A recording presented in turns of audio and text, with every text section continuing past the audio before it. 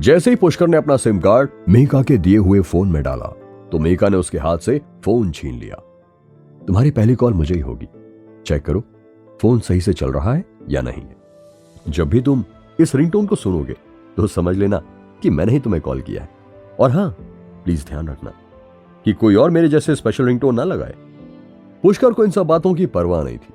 उसने 2 छोटी घंटियां निकाली, उनमें से एक मेघा को दी। तुम इस घंटी को हर समय अपने पास रखना ताकि तुम्हारे पास स्पिरिचुअल एनर्जी की कमी ना हो जाए, और अब वो धुन बजाओ जो मैंने तुम्हें सिखाई है। पुष्कर ने सबसे पहले मेघा को म्यूजिक का सबसे बेसिक पार्ट सिखाया, लेकिन मेघा का म्यूजिक के लिए टैलेंट इतना ज्यादा था कि पुष्कर भी कुछ देर के लिए हैरान रह गया। बस एक रात में उसने पिछला सिखाया हुआ सारा गाना अच्छी तरह से याद करके सुर भी लगाना सीख लिया था। पुष्कर मेघा की प्रोग्रेस से बहुत खुश था। उसने मेघा के लिए नए लिरिक्स भी लिख दिए थे। इस गाने का नाम होगा 3000 वीक वाटर्स। उसी रात को वे दोनों एक स्ट्रीट सिंगर के पास गए। पुष्कर ने मेघा को एनकरेज किया तो मेघा ने कदम आगे बढ़ाया। क्या मैं थोड़ी देर के लिए यहां पर गाना गा सकती हूं? हाँ बिल्कुल। स्ट्रीट सिंगर तुरंत खड़ा हो गया। म्यूजिक धीरे धीरे बज रहा था। मेघा की आवाज सुनकर लोग एक एक करके झूमने लगे। मेघा ने धीरे धीरे गाने की आखिरी लाइन गाकर खत्म किया। उसे पता ही नहीं चला कि कब उसके आंसू छलक पड़े। जब वो अपने आंसू पोंछकर खड़ी हुई तो उसे देखकर आश्चर्य हुआ कि उसके सामने अनगिनत लोगों की भीड़ जमा थी। दोनों ने सभी को धन्यवाद कहा और फिर वे भीड़ से बाहर आ गए। बधाई हो, तुम तो आज की रात की स्टार बन गई हो। ऐसा क्या हुआ होगा पुष्कर के साथ जो उसने इतना इमोशनल गाना लिखा है? मेघा मन ही मन सोचने लगी। अगले दिन कॉलेज के बाद पुष्कर अभी तक क्लासरूम के दरवाजे से बाहर नहीं निकला था। सुर भी पुष्कर से मिलने आई थी। पुष्कर, आज उर्वी के पापा वापस आ सकते हैं, इसलिए आज डिनर के लिए घर आ जाना। मैं तुम्हारे कुछ और क्लासमेट्स को भी इनवाइट करने के लिए यहां आई हूं। जब वो लोग घर पहुंचे तो पुष्कर ने देखा कि वहां पर सचमुच बहुत से लोग मौजूद थे। उर्वी के पिता महेंद्र भी वहां थे। महेंद्र एक सीईओ की तरह लग रहे थे और वो इस समय एक लड़के से साथ जोर जोर से बात कर रहे थे। शिखा ने पुष्कर की ओर हाथ हिलाया। पुष्कर, यहां बैठो, मैं तुम्हें कुछ अच्छा दिखाती हूं। तुम मेघा को जानते हो? उसने कल रात सड़क पर एक गाना गाया। वो देखो, पूरी यूनिवर्सिटी उसके गाने के पीछे पागल हो गई है। चलो तुम भी सुनो। ऐसा कहने के साथ शिखा ने पुष्कर के कान में एक ईयर प्लग डाल दिया। मोबाइल फोन पर मेघा का गाना बजने लगा था। ये कैसा है ना बहुत अच्छा? इस गाने का नाम 3000 वीक वाटर्स है। ऐसा लग रहा था कि उर्वी और बाकी सभी लोग इस गाने को सुनने के लिए अपने फोन के सामने झुक रहे थे। मुझे इसका ओरिजिनल वर्जन चाहिए। मैं इसे अपने मोबाइल की रिंगटोन बनाना चाहती हूं। रचिता इसे सुनते हुए नहीं थक रही थी। ये गाना उसका अपना है। अपना गाना? It is unbelievable.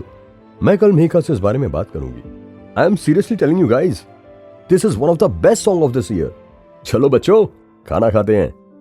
सभी खड़े हो गए और खाने की टेबल की ओर बढ़े। खाने की टेबल पर पुष्कर को अचानक पता चला कि जो आदमी अभी अभी उर्वी के पापा महेंद्र से बातचीत कर रहा था वह शिखा का कजन मयूर है और वह एनर्जी ट्रांसफॉर्मेशन में माहिर है। अयान बहुत सोच समझकर बात कर रहा था।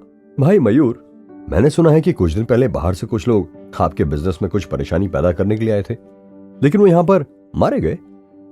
और मुझे यह भी खबर है ये किसका काम है। एक लड़के ने हमारी उस समय मदद की थी। शायद वह हाफिज नाइक गिरोह से है। हाफिज नाइक? ये मुझे जाना पहचाना सा क्यों लग रहा है?